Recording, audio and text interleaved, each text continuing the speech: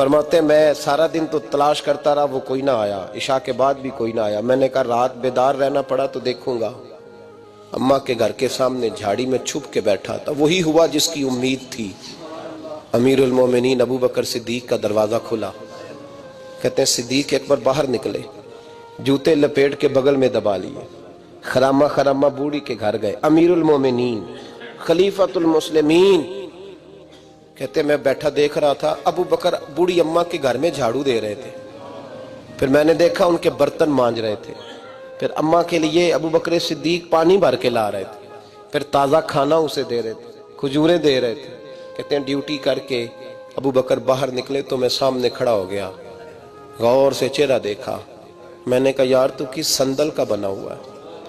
کن خوشبوؤں میں تو رچا ہوا ہے، تیری ترتیب کتنی حسین ہے یار، تیرا جو بھی صفحہ الٹ